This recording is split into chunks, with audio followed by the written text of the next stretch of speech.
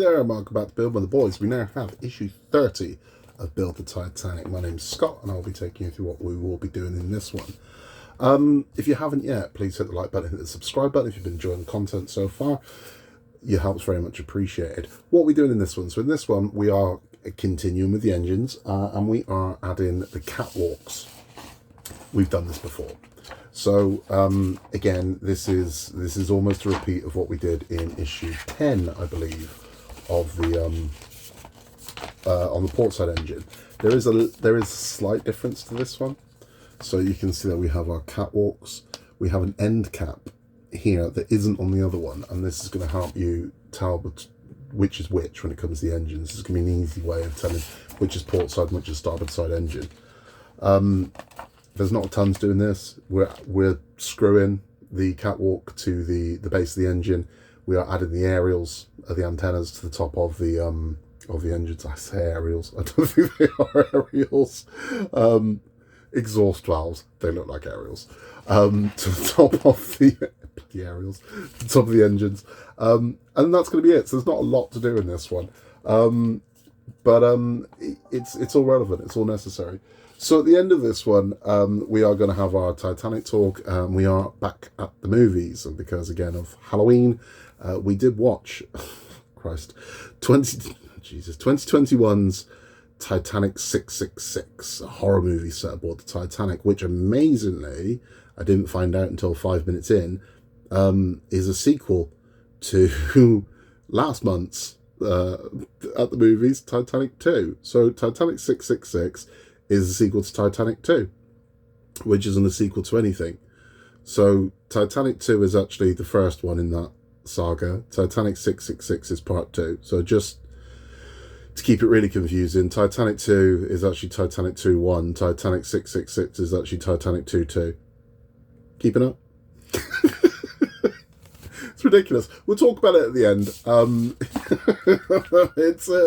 It's interesting. Let's get on with this. Let's get this built. Okay, so let's get into this one. This is what we're getting in this pack. So we're getting the screws that we need. We're getting some widgets for the top of the engine, and our catwalk. So it looks like there's a lot to do in this one, but there ain't. So bringing over our reciprocating engine, what we're going to do is we're going to start with our catwalk piece.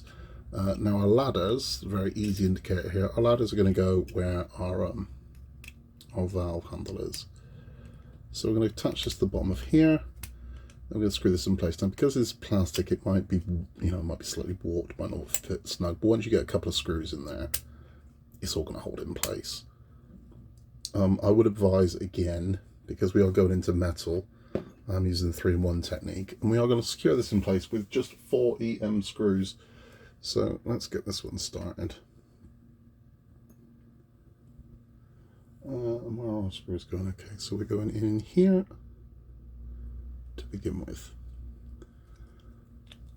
It is snug. Again, this yellow paint they've got on these engines has filled all of the holes. So this is tight. I mean, even with 3-in-1 there, it's tight getting that in. That's the first one in.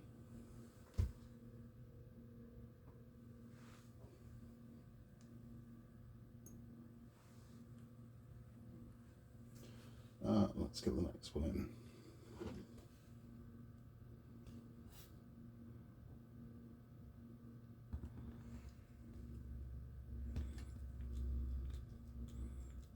That one's not so bad.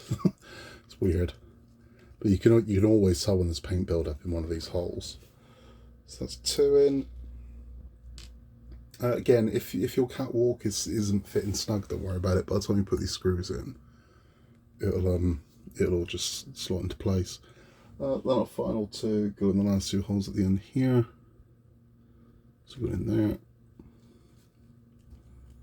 Yeah, so no problem at all. 3-in-1 helps so much. If you're not using the 3-in-1 technique, do. It just makes your life so much easier. It also saves the heavy screwdriver because you're putting less pressure against the tip when you're trying to screw these in.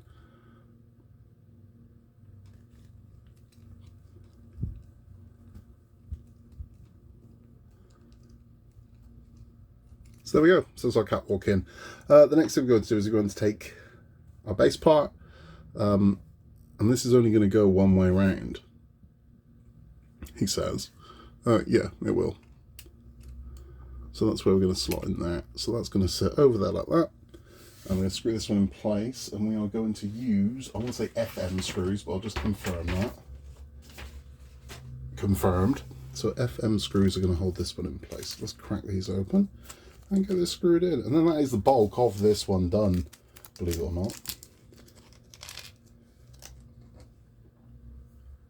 So this is a weird one where we use FMs to secure this to the engine, and then we use, bizarrely, APs to attach it to the remainder of the catwalk. So we're putting in 4 FM screws, and we're going into these holes here. So not these, these. So let's get one in to begin. So that goes straight through into the actual engine itself, into the footers of that engine. So one. I mean, thankfully, this is the last piece of repetition, so everything you're going to see in the next issues is all new parts and stuff we haven't seen before. But it's just the nature of the beast. I mean, you're going to have 2 engines, they're going to be similar. There is a unique part in this coming up that isn't on the other engine, and it will help you tell between the two, because they look very similar. And there is one major difference. There's a pin missing from the bottom of this one that is on the other one. So, I mean, one's going to fit on the floor, one won't, quite simply. So here's where our other 2 are going to go, just in here. Get them nice and tight. That's one. Final one. And we're going to go in there.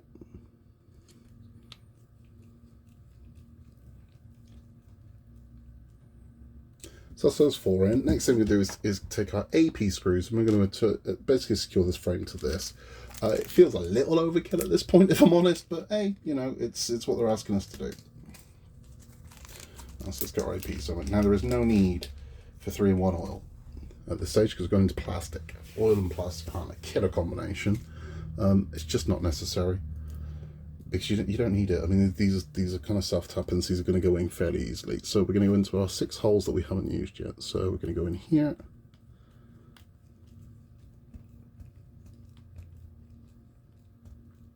That's 1.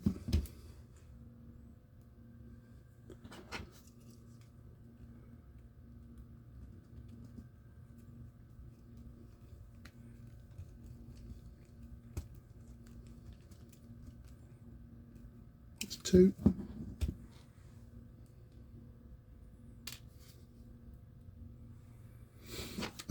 Where we go next? Straight in here.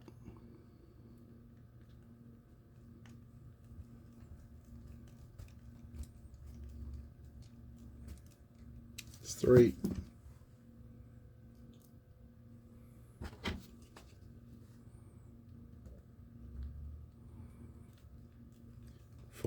Yes, we have an end cap that goes on here, and the end cap isn't on the other one, so it's a very easy way of telling which is which. Now, you're not going to have that problem once they're attached to the floor, but it means when we're putting pipes and things like that on, and you're trying to figure out which is port and which is starboard, it's just a very easy way of doing it. You can see which one's got a cap and which one hasn't. Okay, so our last 2 are going to go in here. No, they're not. Yes, they are.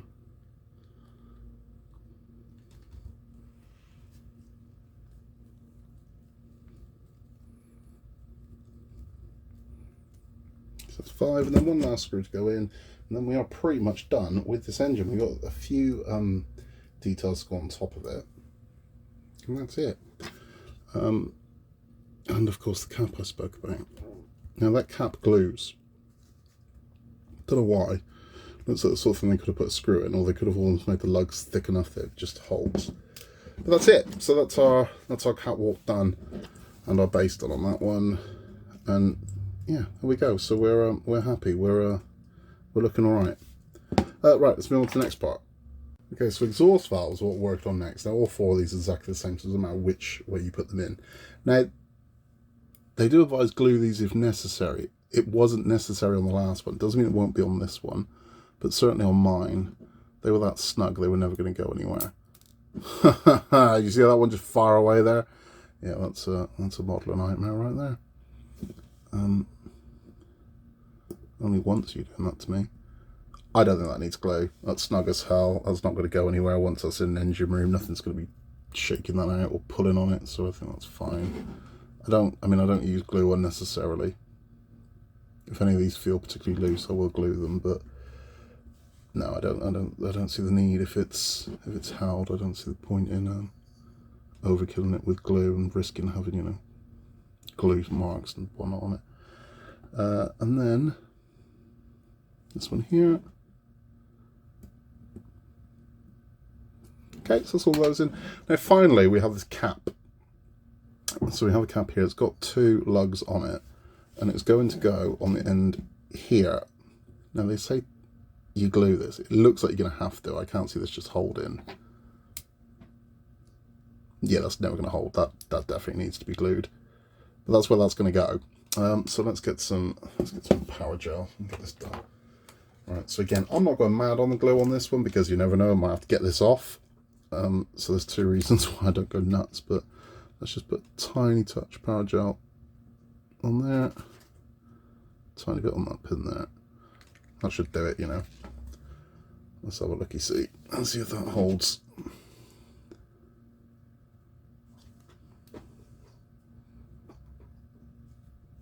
I love power gel because you've got control over it. It doesn't go, you know, like with super glue, it just pours and goes wherever it's going to go. Whereas power gel, it holds exactly on the pin that you've put it on. It doesn't go anywhere. That's in, that's secure, that's going nowhere, and that is stage 30 complete. So there we have it. We have our engine's running, our catwalk's in place, and that is it. Now, funnily enough, that's it. We're not touching this one again. We're going back to our original engine, which I'll just grab. We've got that one over here. So there you can see now we have our 2 reciprocating engines, and aren't they looking glorious? And you can see there is a difference when we come to the end. The one has got the end cap, the one doesn't. So that is our main difference. You can see there the other difference between the 2 is that you get my valves fall off. This one doesn't have that central pin. This one's got a central pin, as you can see here. This one does not, which is why that will fit on the one side and that one will fit on the other side. Again, I've not glued this valve yet because of the snuggery, is that a word? It is now, of the fit of the other one. I'm leaving this off until we get to that stage, just in case, just as a preempt. But you do what you need to do. But that is stage 30 complete. So we're done. I mean, again, it's short and sweet, but necessary. So we've got a solid engine now. We've got 2 solid engines. All that's left to do with these engines is detailing. So we're going to be adding pipes and valves and vents and all kinds of things like that. That's going to be coming up in the next one. If you are just sticking around for the build instructions, thank you very much for stopping by. Please remember to like and subscribe. If you're one of the thousands that are watching us but haven't hit the sub button yet, hit the sub, because we're going all the way to the end. Our maiden voyage will end at issue 120. Be with us for the whole thing. We just like having you here. You can contact us at buildingtheboys@outlook.com if you have any questions, queries, or you'd like to show us your work, because we're always eager to see it. If you're sticking around for our Titanic tales, we are back at the movies, as I said, with Titanic 666, and this is that movie. Yeah, so that's Titanic 666. My God, right? The one thing that I think we can establish at this point is good Titanic movies are very, very, very short on supply. Bad Titanic movies, there's a lot. And this is one of the worst. I'm conflicted on whether or not this is the worst, or whether the animated feature still holds that title. I think by the time I finish talking about it, a decision will be made. So what's the story of Titanic 666? Well, the story of Titanic 666 is that after the sinking of Titanic 2 and Titanic 2, the same company, White Star Line, have decided they're going to make Titanic 3. Keep up with the numbers here, people. So in Titanic 2, the ship was Titanic 2. In Titanic 666, the ship is Titanic 3. So even though Titanic 666 is Titanic 2, the ship inside it is Titanic 3. Keeping up? So what happens? Well, God, this is so ludicrous, right? Honestly, it's everything about this is ridiculous. So they're setting sail on Titanic 3, and they have this big media day, this big press thing, and like we have VIP passengers on board, and their version of VIP passengers is two YouTubers. Now I won't talk bad about YouTubers, I am one, but it's ridiculous, right? That they're acting like these people are royalty, right? Like they've got. So they've brought in extra security. This is a whole scene in the movie that we've brought in extra security because of our high-profile passengers. Like, what? What are they at risk of? They're YouTubers, for Christ's sake. So they've brought in a former US Marine who's British. I don't know. So why not make him a former SAS guy? So they've got a British guy who's a former US Marine. All right. And he's their head of security. And what's difficult with this one is trying to establish who the villain is, because you're watching going, well, who's the villain and who's the hero of this? So the YouTubers are fairly obnoxious. Again, I'm not going to speak bad about YouTubers because I am one, but the YouTubers are fairly obnoxious. They walk around with their selfie stick and posing and whatnot. And there is a gentleman on board, an Irish gentleman, who has provided artifacts from the Titanic for a Titanic museum that's on board. And they have Wallace Hartley's violin. And this is where it starts getting very, very, very disrespectful and massively insensitive. So he has all these relics on board, and his whole shtick is that these things should be cherished, and they should. They should be cherished, and they should be honoured, and we should treat them with respect. And I agree with that. But then it turns out that he's kind of a shithouse and he's trying to sell them to people. Then, for no real reason, a suitcase downstairs in the luggage hold. Ships don't have luggage holds, but down in the luggage hold. And this is the funny thing as well, right? So this is a brand new ocean liner built in 2021. The luggage hold looks like something from a haunted house. There's all cobwebs and all the paint's peeling and shit. And you're like, well, how would that be? This is a brand new ship. It would be immaculate. There wouldn't be anything weird and creepy and dirty and dusty, but there is. So anyway, a girl climbs out of a suitcase. She's stowed on board, which again is weird. You're like, well, why don't you just buy a ticket? But she's stowed on board, and she starts walking around acting all weird. And she takes Wallace Hartley's violin out of the cabinet. That's the other thing as well with this movie. She just walks up and opens the cabinet. There's no alarm on it. It's not locked. You just walk up, take the violin out. So she does. This guy has a go at her, and she says, "You're pillaging from the dead. It's disrespectful what you're doing." And so, okay, and that's a big theme of this movie, that, you know, it's disrespectful to sully the memory of the dead. There's a massive irony coming to that. So this girl goes down to the bottom of the ship and performs a seance and raises the dead of the Titanic. But like legitimately the dead of the Titanic. So the captain's there, the band are there. The band played quite heavily in this movie for some reason. And the ghosts of the Titanic proceed to kill the passengers on the Titanic. And this whole thing is because you're disrespecting their memory. You're disrespecting their memory by building Titanic 3 and Titanic 2, and you're disrespecting their memory. You're selling their memories. And it's disrespectful to the dead. And that's the kind of message they're trying to hammer home. And I'm like, look at yourselves. You just made a movie about the people that died on the Titanic that are now some sort of demon spirits murdering everyone. There's a whole scene with the band where they kill someone with their instruments. They're sort of playing violin notes and it cracks someone's neck, and it's a ridiculous film. It's hard to give a damn about anyone in it. It just descends into lunacy real quick. Inevitably the ship sinks. And I don't know, like even the sort of the ghost crew of the Titanic look kind of Nazi-esque. They've made them look like they're wearing Nazi uniforms. It's very strange. It's a terrible movie. It's not scary. It's quite dull. It's not funny. It's not informative. It doesn't really have a lot to do with the Titanic other than kind of being quite disgusting to the memory of the people that died on board. And it is a terrible, terrible, terrible movie. And having said all that, I think it isn't. I think it is the bottom. I think as ridiculous as the animation is, it's not as disrespectful as this one. So this one is our worst Titanic movie. Titanic 666 is bottom of the stack. Number one is still A Night to Remember.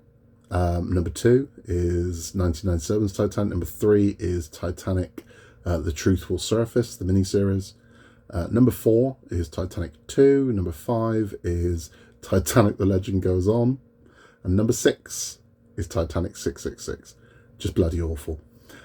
If you are looking for a scary movie for Halloween that's got a nautical theme to it, the one I would advise you watch instead, don't watch this. This is crap. You can watch this for free on YouTube. Titanic 666 you can watch for free on YouTube.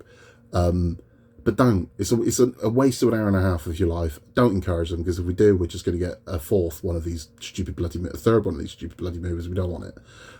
So just don't. It's terrible. If you want a nautical themed horror movie for Halloween night, I'd advise this one.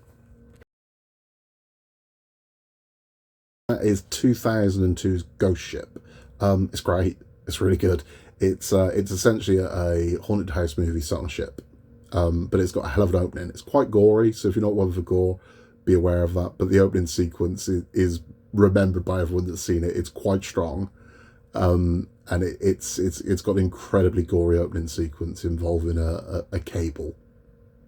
But it's a hell of a film. The effects are good. The cast it's got a solid cast. It's hokey. I mean, it's a horror movie. You know, it's not going to win Oscars, but it's a good one. It's a really good one. So I would advise that. Don't watch Titanic 666. Watch Ghost Ship. It's a great movie. That is all for this one. We'll be back with 31. We'll be adding more detail into these engines, and we will also be continuing the spooky story of W.T. Steed and the curse of the mummy.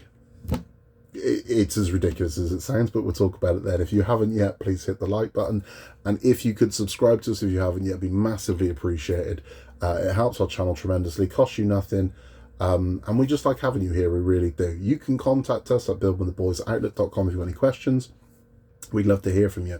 If it's not questions, we're also always interested in seeing your work. So if you're working on something, if you're doing modifications, we'd love to see it. If you're happy for me to show it on the channel, I'll happily share your work with the world through here as well.